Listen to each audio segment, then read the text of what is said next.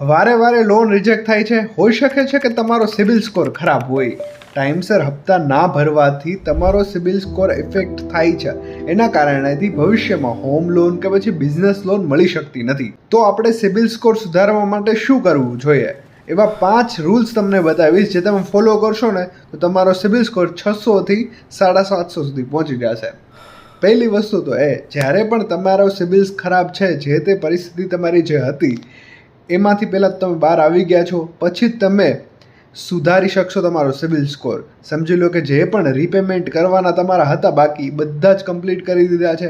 તો હવે શું કરશો? આ 5 રૂલ્સ ફોલો કરજો. પહેલાં, ક્રેડિટ કાર્ડમાં જેટલી પણ લિમિટ છે એમાંથી 30%થી વધારે યુઝ નથી કરવાની.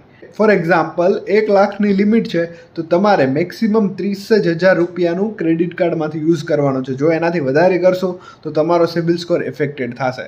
અને બીજી વસ્તુ કે તમે વારંવાર લોન માટે ઇન્ક્વાયરી કરો છો ત્યારે પણ તમારો સિબિલ સ્કોર અફેક્ટ થાય છે. ત્રીજી વસ્તુ છે કે જૂના ક્રેડિટ કાર્ડ જે તમારા ચાલુ હોય ને એને બંધ ના કરો, એને પેમેન્ટ કરી નાખો, એમનામ જ રાખો અને ચાલુ રાખો. બરાબર છે? જ્યારે જરૂર પડે તો 30%થી વધારે એમાંથી રૂપિયો પણ નહીં વાપરતા. જો તમારા સિબિલ સ્કોરમાં કાંઈ પણ ભૂલ છે તો એને સુધારવાનો પ્રયત્ન કરો.